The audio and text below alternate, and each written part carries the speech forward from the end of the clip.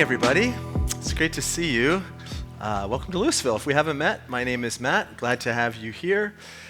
Last week we kicked off, as Jess said, we kicked off our money series, and this is week 2 of that. And I thought it started off really well last week. You just never know when you start talking about money and people's money and what does it mean to consider how money shapes and impacts us and as followers of Jesus. So welcome back. I'm glad you didn't get scared away or anything. It's a good, healthy conversation for us because if we're honest about it, money is on our brains all the time, whether we are conscious of it or aware of it or not.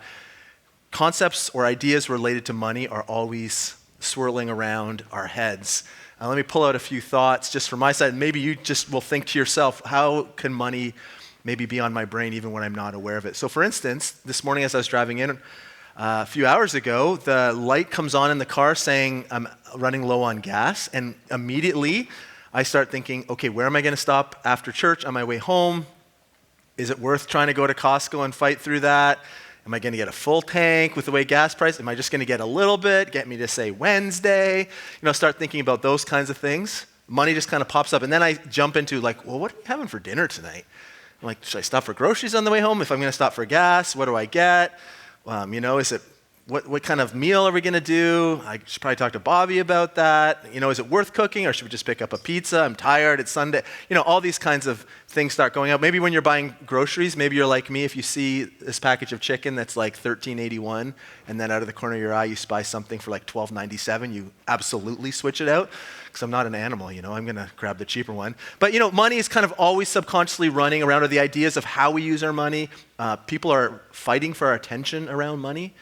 If you think about it, the number of advertisements we see in a day, this will make you happy, or if you just had this, or do that, or if you just buy this product. Let me warn you, I made the mistake this week of seeing an ad on my phone and social media, and it was comparing how much I currently pay in electricity versus if I had solar on our roof. So it said, take this quick survey. Let me warn you, friends, do not take that survey unless you're serious about it. Now my phone is exploding with text messages about solar, about they want to send someone over to the house, and I'm like, oh my goodness, I was looking to save $20. I don't know, okay? But you think about all these different things competing for our attention. Money, whether we're aware of it in the moment or not, subconsciously, things related to money is always in the back of our brains. So as followers of Jesus, or those of us who are saying we are apprentices and disciples of Jesus, it is an important conversation for us to have.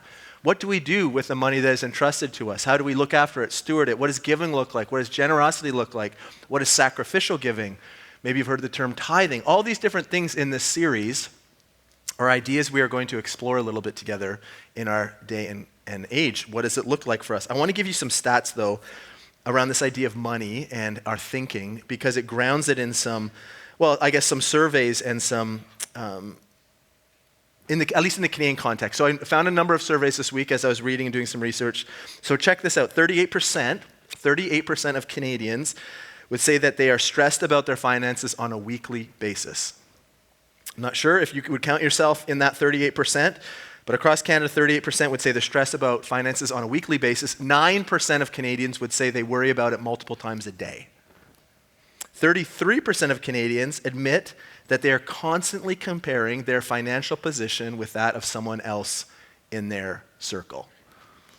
So you're always thinking about, yeah, but they have, or they don't, or there's a sense of ongoing narrative of comparison around finances. It even shows up in our romantic pursuits, our planning, if that's you, kind of on the lookout. Here's what we found about that. So 51% of millennials, those who are born between 1981 and 1997, 51% of millennials who were surveyed said the ability to manage one's finances is the top thing they are looking for in a partner. The top thing. Across all the age groups surveyed, the ability to manage finances, financial stability was ranked higher than physical appearance in terms of the ranking of what they are looking for. And if you are on the market, if you are looking for a partner, you might want to consider those things. But for those actively looking for a partner for life, 68% said they would break up and end that relationship if it felt like their partner was poorly managing their finances. Think about that. It is a huge thing that is always in our brains, whether subconsciously or consciously. It is around us. And so it would be silly of us as a church to not talk about how this shapes our thinking, our understanding, and our discipleship with Jesus. It's a very, very important thing. So grab your Bibles. Luke chapter 19 is going to be our key text this morning. Luke chapter 19, beginning at verse 11. If you use this QR code, if you want to scan that with your phone, it will just take you right away to the text so you can follow along as we read. But as you are flipping and turning, let me just ask you, one of the challenges last week was to encourage you to have at least one financial conversation over this past week. So you don't have to raise up your hands. I did hear from a number of people through email, phone calls, and text messages that they did have those kinds of conversations, different kind of reports coming back on how that went. But if you haven't done that, I would encourage you, whether it's with your partner, your spouse, a good friend, maybe a mentor, maybe a sibling, what does it look like for you to initiate and have a conversation around finances and just kind of use that to start to normalize that it's okay for us to talk about these things? We identified last week a number of reasons why we shy away from talking about money and finances, all valid, but trying to pull the veil back a bit about normalizing, and it's okay for us to talk about money and finances because it feels so deeply personal, but it is part of our discipleship. So I hope those went okay for you if you were able to do it. But at the end of the day, remember, our takeaway from last week is Jesus isn't after your money. Despite what caricature you have of the church or your thinking, Jesus is not after your money. He wants your heart. And there's a radical difference between that. Because as we are transformed, then the things that we'll talk about in this series, our devotion, our stewardship, our generosity, flow from a position of being rooted in Jesus and not finding our identity in our financial stability or success. It's a radical difference. So let's jump in here. Luke chapter 19, beginning at verse 11. Just to give you a little context in this. So right before this, if you're on your Bible, it's easy for you to see. Just look above, the verse above, or flip back a page. But right before this, Jesus was spending time with a guy named Zacchaeus. And Zacchaeus was a Jewish man who was really, really rich. He was known as a chief tax collector. He worked on behalf of the Roman Empire by ripping off his fellow countrymen. He would collect taxes on behalf of the Roman Empire and skim off the top, and he became very wealthy. He was a chief tax collector, and he was deeply hated and despised. And so when Jesus is walking through his town, and he calls Zacchaeus by name and says, I'm going to spend time with you in your house, it would have blown everyone away. Why would you choose to be a guest in the home of this notorious sinner? But that's what Jesus does. And during this time at Zacchaeus' house, this massive change of heart happens. Remember, we talked about last week this idea that money has the potential to become a rival God. It has the potential to grab a hold of the affections and the attitudes of our heart. It can shape and change us. That's how important it is. That's how Jesus talks so strongly about it. It can become a god. And so as Jesus is spending time with Zacchaeus, and over the course of this interaction, Zacchaeus declares, I'm going to give half my wealth away, and then if I've cheated anyone on their taxes, I'm going to make it right. And he outlines the stipulations on what making it right looks like and further punishes himself, to be honest. We see that his heart is completely changed. Now no longer is money and riches dominating his thinking and his pursuit. He has now aligned himself with Jesus, and it's this radical change that happens. So on the heels of that story in Luke's gospel, we come into this text. So he's had this encounter with a very wealthy man, a hated, despised man whose heart is changed, has new alignment with Jesus, and then we read this. Luke 19, beginning at verse 11. The crowd was listening to everything Jesus said, and because he was nearing Jerusalem, he told them a story to correct the impression that the kingdom of God would begin right away. So as we read this, I just want to point out that there was this growing sense and understanding that Jesus might be the Messiah they were waiting for. So after hundreds and hundreds of years of longing, of waiting, of expectation, in his followers there's this growing sense that I think Jesus is the one we were waiting for. And their impression of this is that as they were coming into Jerusalem, and if he was going to be inaugurated king, then Israel would rise back to prominence and power and everything would change for them. But Jesus was aware that this sentiment was growing, and he wanted to correct it because he knew what was out in front of him in the coming few days. He knew the betrayal, the arrest, the crucifixion. He knew what was coming up, and he wanted to correct their timelines. Yes, the kingdom of God was going to be kick-started, inaugurated, but he was going to be away for a while, and there was going to be something different that they were responsible for while he was away. And it was going to cost them more than they could have imagined. And so he's correcting. He uses now this parable, this story, to correct their thinking and help shape their attitudes on what accountability and stewardship looks like. So he says this in verse 12. A nobleman was called away to a distant empire to be crowned king and then return. Before he left, he called together 10 of his servants and divided among them 10 pounds of silver, saying, 'Invest this for me while I'm gone.' But his people hated him and sent a delegation after him to say, 'We do not want him to be our king.' After he was crowned king, he returned and called in the servants to whom he had given the money. He wanted to find out what their profits were. The first servant reported, 'Master, I invested your money and made 10 times the original amount.' 'Well done,' the king exclaimed. 'You are a good servant. You have been faithful with the little I entrusted to you, so you will be governor of 10 cities as your reward.' The next servant reported, 'Master, I invested your money and made 5 times the original amount.' 'Well done,' the king said. 'You will be governor over 5 cities.' But the third servant brought back only the original amount of money and said, 'Master, I hid your money and kept it safe. I was afraid because you are a hard man to deal with, taking what isn't yours and harvesting crops you didn't plant.' 'You wicked servant,' the king roared. 'Your own words condemn you. If you knew that I'm a hard man who takes what isn't mine and harvests crops I didn't plant, why didn't you deposit my money in the bank? At least I could have gotten some interest on it.' Then turning to the others standing nearby, the king ordered, 'Take the money from this servant and give it to the one who has 10 pounds. 'But master,' they said, 'he already has 10 pounds. 'Yes,' the king replied, 'and to those who use well what they are given, even more will be given. But from those who do nothing, even what little they have will be taken away. And as for these enemies of mine who didn't want me to be their king, bring them in and execute them right here in front of me.'" So let me give you, for those who like little historical tidbits, sometimes when we read different sections of Scripture, we are completely unaware that they're rooted in a time and place and a history. And so for those of you who like those little tidbits, there's one that surrounds this that helps make this story, this parable, make a little bit more sense. So it has to do with this nobleman being called away to be crowned king. So in Jesus' lifetime, this happened actually 2 times that they would have known of. So the original audience, as Jesus is explaining and setting up the characters and what the parable is all about, this would have been ringing in their ears like, oh, this makes sense. We've just gone through this in real life. So Herod the Great in 40 BC and Archelaus in 4 BC, both leaders in the area, went to Rome in order to be commissioned and receive their sense of kingship and power. Both traveled to Rome, the empire, the center of the Roman Empire, to be commissioned to be the king over that region.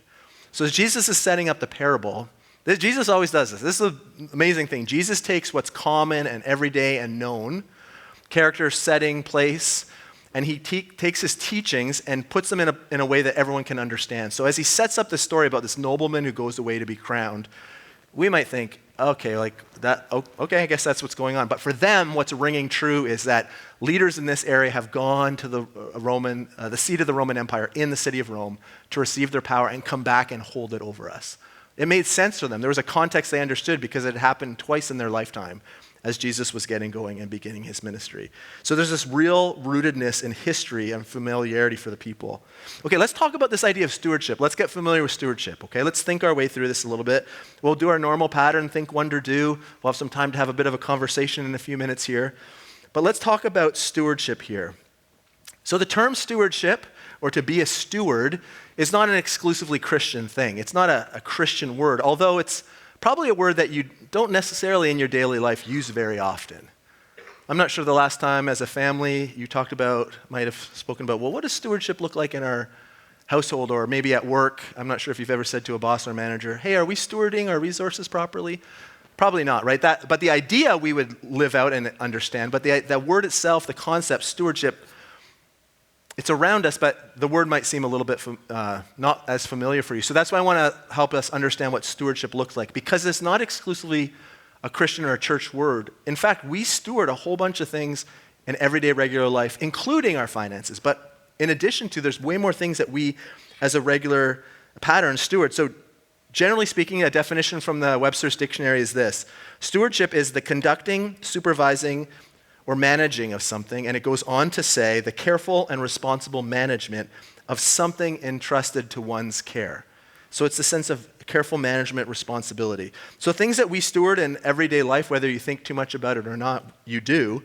First off, time. Here's just a little running list. Time. So we steward our schedules, our work, our free time, how we use our time, the balance between work, rest, all these kinds of things, our leisure time, planning out holidays, when we're booking time off work. We steward, we manage, hopefully carefully, our time. Also, as the kind of key theme of this series, we do steward our finances and our resources. Everybody does. You don't have to be a follower of Jesus to say that you're managing and stewarding your resources. We all have to do that. It's part of our day and age and time and culture. It's always been part of our story, so we need to manage and steward our finances. Another thing that you might not think so necessarily, but what about talents and skills? The things that make you you, the way God has gifted you and given you abilities and gifts, you are a steward of those things. Whether you choose to express them and use them or kind of hide them and tuck them away, you are a steward of your abilities and gifts. Relationships, the way we connect with families and spouses and colleagues and extended family, hopefully stewarding and fostering healthy, life-giving, supportive relationships and interactions. We are stewarding those things. Another one, health. We all steward our health. The proper physical, mental well-being, nutrition, exercise, self-care, all those kinds of things that we pay attention to when it comes to stewarding our own health. I went down a bit of a rabbit trail this week on this one. So, you know that phrase, never skip leg day? Does anyone know that? Yeah, so it's like a thing in, I guess in work circles for those people who lift weights and stuff. Like you want to get a buff upper body, but it's really easy to skip out on your legs because you want to exercise the muscles that people notice. But there's this, funny thing, never skip leg day. Well, I came across this study on health, and check this out. So this is a 2015 study, and it said at the end of the whole study, they were testing strength and how it would affect cognitive ability as people age. And they found this, that there was strong correlated evidence positively associating quadricep muscle strength, so your quads, your big muscles here in your legs, with cognitive performance and ability as you age. A strong correlation. So as your legs are strong, your mind stays sharp longer. Now we know strong legs are important for stability and balance, especially as we get older, but it's also important to our brain function. The way our body works as we look after ourselves is that strong quads relate to healthy cognitive functioning, or at least setting yourselves up for the best potential. So as you are stewarding your health in the coming days and weeks, don't skip leg day, okay? It's really important. Thank you. I thought it was really funny. So anyways, never skip leg day. We also steward our environment, being mindful of our impact we have on our planet, sustainability, how we're conserving natural resources. We need to pay attention to these things, possessions, the things that are in our care, our responsibilities, property, all those kinds of things. The stewardship is part of having a healthy, balanced life. And in that is also our finances. And that's the key theme of this series, is talking about what does it mean to steward the finances, the money, the things that we have been entrusted with. Now, if we round out stewardship and we call it biblical stewardship, some of you may have heard that kind of title before. Well, what is biblical stewardship? Now, there's a whole host of definitions. This is what I would boil it down to. The responsibility of managing all God has entrusted to you, time, talent, gifts, treasures, truth, all those things, to advance his kingdom here on earth. So biblical stewardship is the choice and the willingness to steward everything that is given to us, everything that is entrusted to us, with the goal of using it then to further Jesus' mission and kingdom. We see ourselves in the middle of receiving these things and stewarding them as part of his mission. That is biblical stewardship, when we see our role as being something outside of ourselves. So instead of stewardship saying, I'm just going to store up, get more, consolidate, look after myself, biblical stewardship is saying, yeah, we pay attention, we're wisely stewarding, but it's for the purpose of the kingdom. We put ourselves as conduits, not storehouses. It's a completely different concept. Randy Alcorn, in his book, The Treasure Principle, boils it down this way. He says stewardship, meaning biblical stewardship, is managing God's blessings, God's way, for God's glory. God's blessing, God's way, for God's glory. So let's continue in the text here as we are reading the story. So we have this picture of this nobleman who heads away to be crowned king. And as he leaves, he wants to entrust and empower his servants, entrust them with some of his resources, his financial resources. So I was reading from the NLT, but in the NIV, it's called, in the NLT it says silver, but depending on which translation you're reading, it may be, the word minas may show up for you. So a mina in that day in context was a unit of currency, and it equaled about 3 to 4 months of pay for an average worker. So just doing some really quick digging through stats through New Brunswick, at least a 2021 stat, based on those statistics for an average annual salary in the province of New Brunswick, it would put the range between $12,000 and $15,000 is what they were entrusted with. So it's not an insignificant amount of money. It's a significant amount of money. He's like, I'm entrusting this to you. And notice when he does it, there's this built-in expectation that they're going to do something with it. Right? Verse 13, invest this for me while I am gone. Or in other translations, it may say, put this money to work while I am gone or until I return. This isn't just like a passive thing, just hold on to it. There's an implied sense of action as he's entrusting his servants with this money. Again, not an insignificant amount of money. So they're supposed to put this to work. This could be seen as like a really generous gift on behalf of this nobleman. He doesn't have to do this, but he's choosing to empower and to entrust some of his financial wealth to these people who work for him. Darrell Bock in his commentary says, the parable of the minas teach that God's servants are called to engage actively in the kingdom work while awaiting the king's return. For stewardship is about living faithfully with what God has entrusted. And if you notice, as the parable continues, as Jesus is telling this story rooted in their time and their culture, using familiar ideas, there's a sense of high trust. I'm going to trust you with these resources, but tied to it is also this idea of high accountability. High trust and high accountability with what they're going to be doing here. So if you read from verse 15 to verse 19, naturally, when the king returns, so in verse 15, the king comes back, and he wants to know, what have you done with the things I've entrusted to you?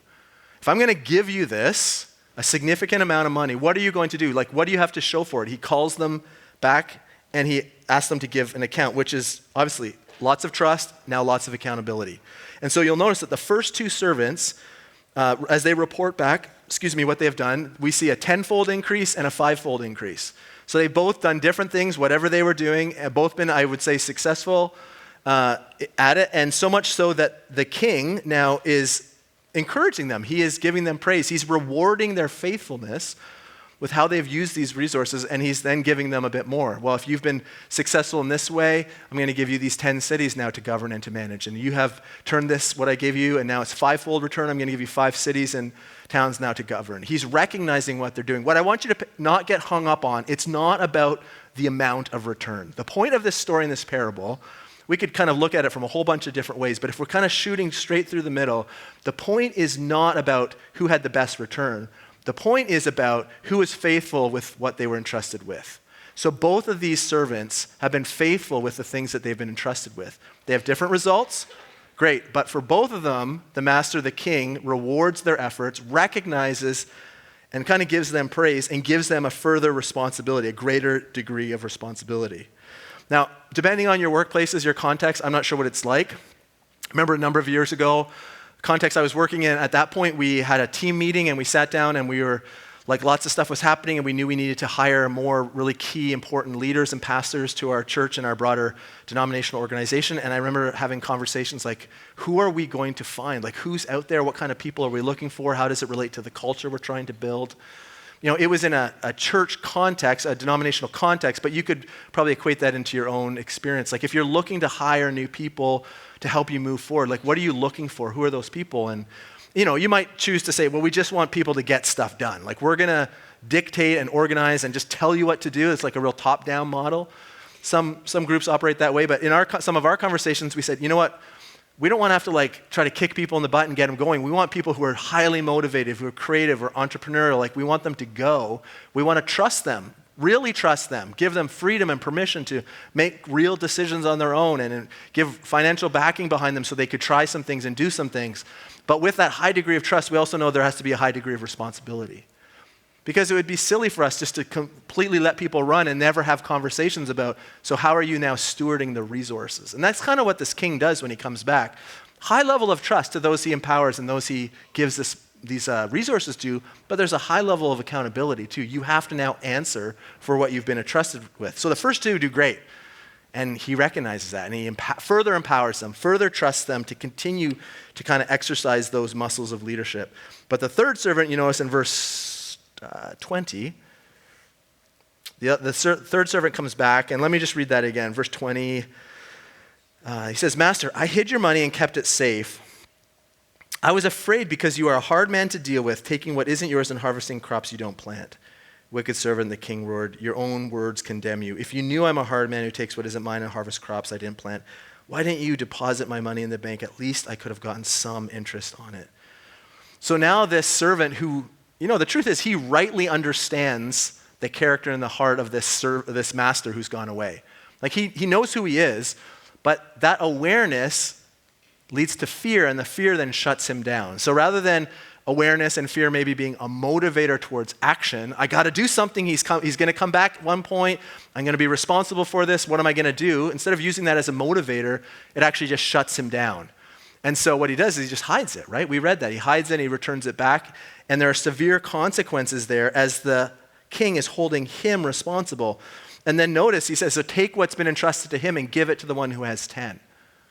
And the reaction from the people is like, wait, that's not fair. That guy already has 10. And then Jesus says those who have been trusted will kind of receive more and more. Like that is part of this principle here that we're seeing. Verse 26, I tell you that to everyone who has, more will be given, but to those who has nothing, even what they have will be taken from them. There's this principle of stewardship that's unfolding here.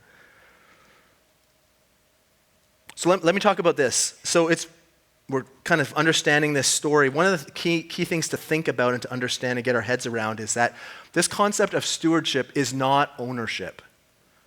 So there's no doubt in any of people's minds who are listening to Jesus tell this story, or in the character's mind, I know they're just characters in a story, but there would be no doubt who owns the resources.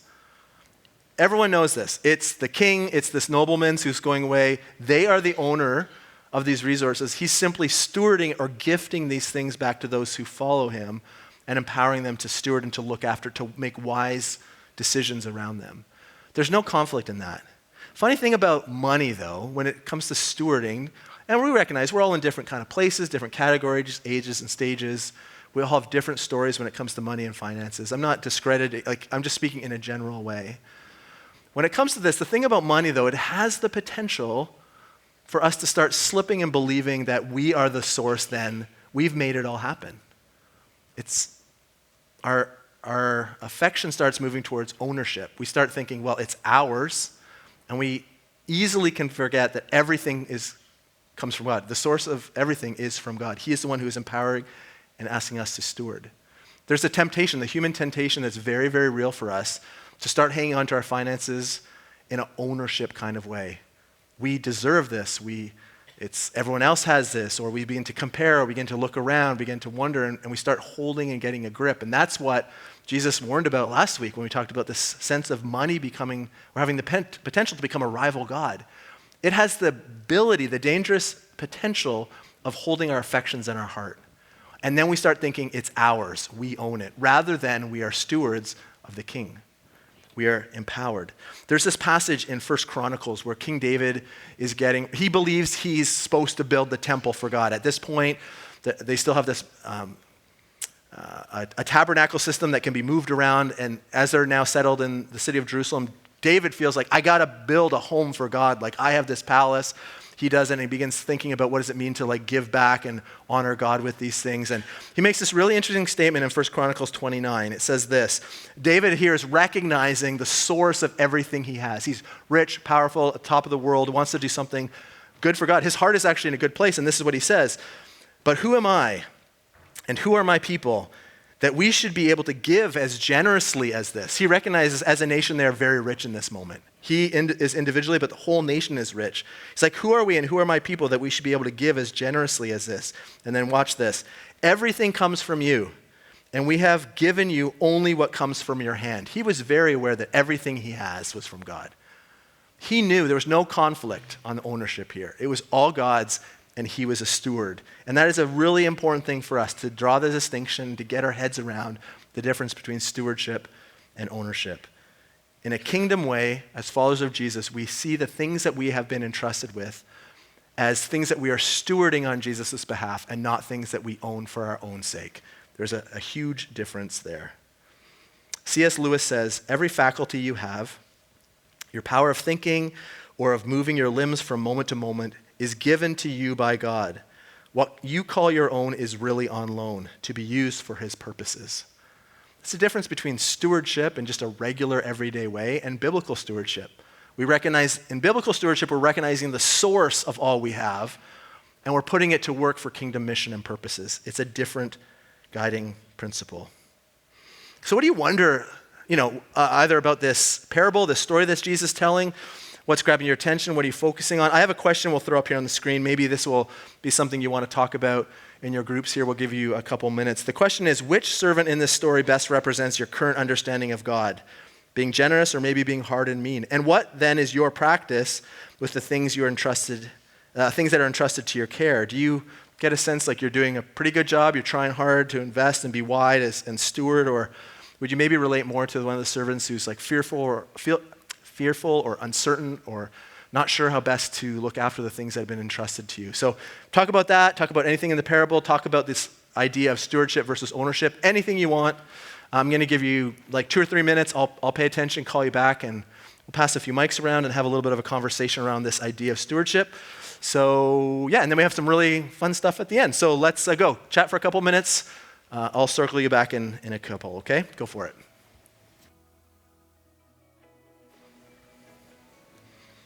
All right, I'm going to call you back here. I know it's nice and quick, but if there's something you want to mention, something that's kind of piquing your curiosity or something good that you were chatting about that'd be worth just kind of tossing out for us all as we're considering this idea, this passage, please just throw up your hand. We'll have a couple mics here.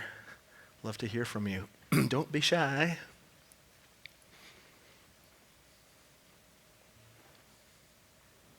Oh yeah, awesome. Thanks, Sharon. Good morning. And someone on this side, if you're ready, Mark has a mic back there. He'll bring it to you. Morning, Sharon. Good morning. Just what you were talking about, everything is God's, and he gives us the ability. I just thought I'd share the verse where it says that, just in case some people are like me and want to know chapter and verse. Yes. It's in Deuteronomy 8:18. But remember the Lord your God. It is he who gives you the ability to produce wealth.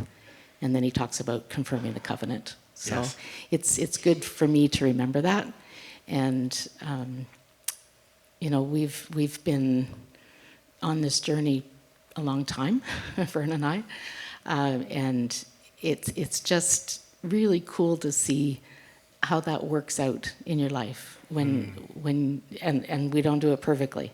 But as we learn more and more how to trust him with things and, remember that it's all about him and nothing is ours, it's all his, and then just see how he kind of will bless that attitude in ways that you never imagined possible. Mm-hmm. It's just, that confirms it to me that this is really the way to do it.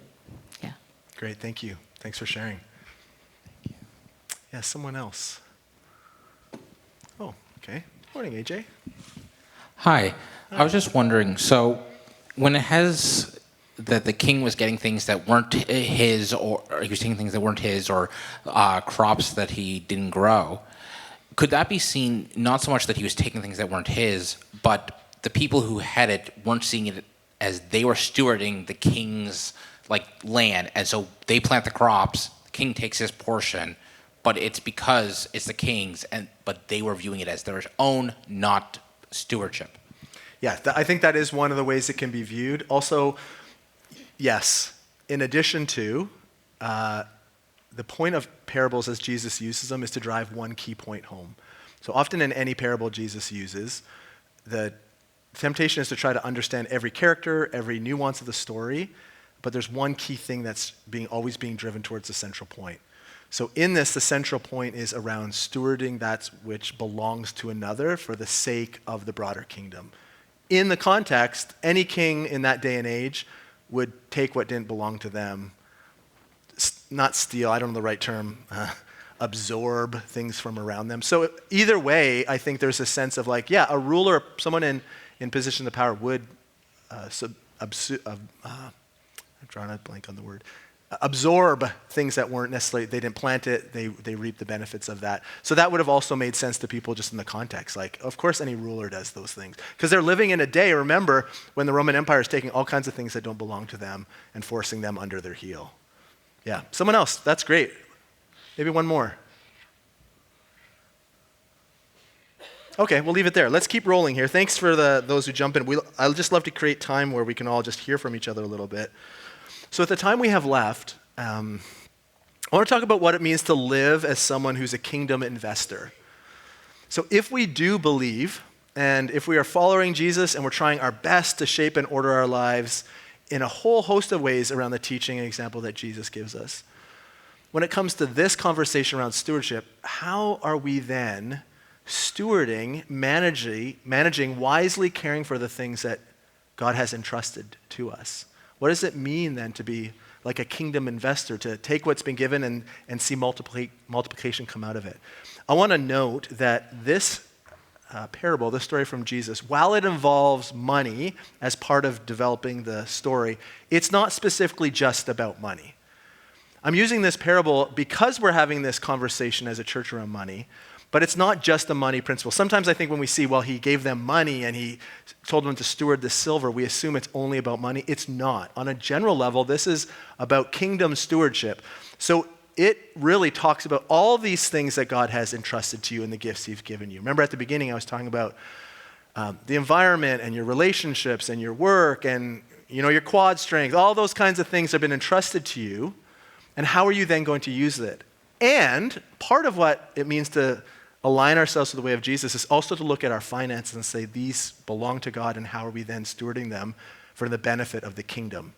To see the way of God expanded in our current context.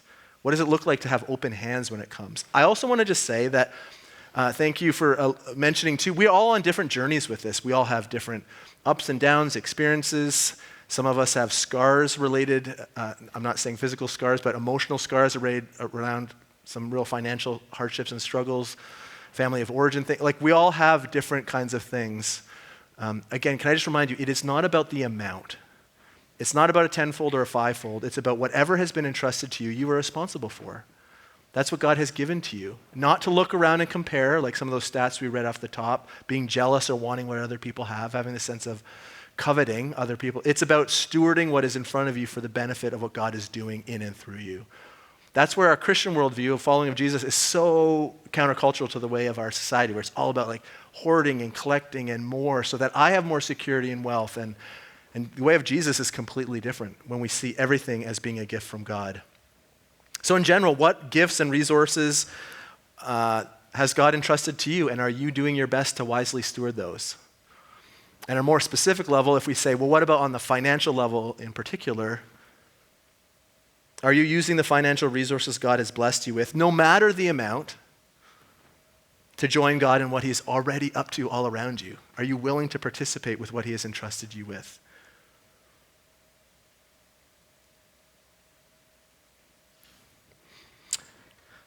Okay, here's what I want to do. I'm just going to jump ahead to this. So we want to have a little fun with this.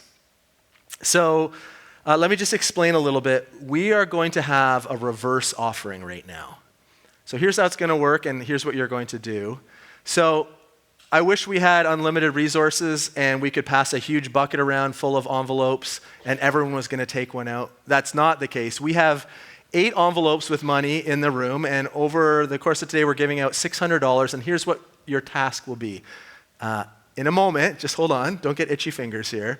In a moment, you're going to look under your seat, and there's 8 envelopes. So some envelopes have $100, some have $50, some have $20, and you are going to find out what you have, and then it's our kind of fun, creative way of saying, what does it look like for you if you have an envelope to steward those resources over the next short amount of time, to get creative, to brainstorm, to think, how best can I use this as a conduit of God's blessing?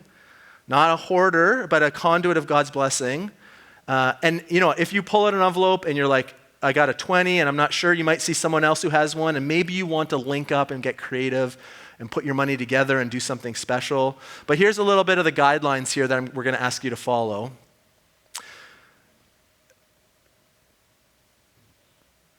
Okay, so when you leave, if you do pull an envelope out in just a second, we're going to ask you on your way out at the back. Elaine will be by the back tables. Can you just let us know you have, and the envelopes are numbered, just let us know that you have one so that we can be in touch with you. Your goal, again, is to pray, brainstorm, work together. If someone in your small group picks one up, or as a family or extended family, you're like, hey, it's $20, but we're going to add a little bit more to it so we can do something because we got this great idea. Just want you to get like really creative with it, really go for it. And the goal then is that you email me back by Wednesday, February 5th. So 10 days from now, you're going to let me know how you have stewarded and used these resources in a kingdom way. And then we're going to share some of those stories on week 4 of our series on February 9th, okay? All right, so now there's a lot of empty seats, and I don't know where the envelopes are because I kind of generally know where most of you sit, so I could have like pegged some people, but I'm not. So just go ahead, reach under your seat. It should be not on the rack, but just under the cushion. You'll be able to know. If you have one, can you just wave at me and let me know? We know there are 8. So if there's not one, but you happen to have a lot of empty seats around you, keep searching all through your rows. If you have one. Anyone find one yet? Again, I don't know where they are, so if you want to get up and move. Okay, awesome. Leanne's got one. Oh, 2, AJ, Sharon, 3. Oh, all right, Bria, okay, yeah. Oh, and on that note, like maybe you're like, I don't want to do this. Maybe this idea, you're like, please don't be something under my seat. You can pass it to someone else or work together with friends in your row. I've lost track. Throw up your hands again, keep your hands up if you have one. One, that's the same one, right? One. Bobby, you got one? Ah. One, it's rigged. It's $100. 1, 2, 3, 4, 5, 6, 7. I think there's one more. Anyone? Okay, please keep looking around. We want to make sure they all get out there. If not, we'll find it at the end and we'll like hand pick someone. But I hope you can just kind of look around. I don't think there are any in these front rows because we know, generally speaking, no one ever sits there. So yeah, that's your task. We want to have like a fun, creative way of saying, we believe that we are all stewarding the resources and the gifts and the talents and the finances that God entrusts to us, and we want to be good stewards of it. We want to honor that, take that responsibility seriously, regardless of the amount. We want that to be something that shapes and changes us as disciples and not be controlled by money, to see it as like a conduit of God's blessing. And so I'm really excited to hear what stories that are going to come back. The easiest thing, or if you have a 20, you might be like, I'm just going to buy the coffee for someone behind me at Tim's. And I'm not saying that's a bad thing to go through Tim Hortons and do that. But I'm saying, like, can you just like think a little bit harder on something? Like, really think about it. You got 10 days. Like, don't just do it tomorrow morning and buy the Boston cream, okay? Think about something a bit more. Although if that's your story, like, I'm not going to shame you or anything. Like, we just want to empower you to like really think about it. What does that look like? So as you're at the back handing in your names and letting Elaine know your contact info, maybe you will meet someone back there and you decide, hey, you want to put it together and do something with a bigger splash together. But, it would be awesome if we could have had an envelope for everyone. We can't, but this is still a cool way for us to experiment and do a little bit of a reverse offering. Thanks for participating in the experiment, if you will. If you'll stand with me, I'm going to close in prayer and then we'll sing on our way out. Jesus, thank you for continuing to teach us what it looks like to be kingdom people and to recognize that you're not after our money, or you just want our hearts, you want our allegiance, you want our affection. And part of that is, in our own transformation, is to reject our cultural pursuit of more and more and more of hoarding and believing that we own what we have, and instead shifting our mindset and our heart to recognize that everything comes from you, God. And so we are conduits then of kingdom blessing. And so keep teaching us what that looks like. Help us to understand generosity and care for others and the way that shapes us so that money becomes an instrument of the kingdom and not a kingdom in and of itself. God, we want to grow in this way. It's such an important part of who we are as human beings and our culture. And so, Jesus, we want to align ourselves with your values, stewards and not owners. For your glory and honor, we pray, Jesus. Amen.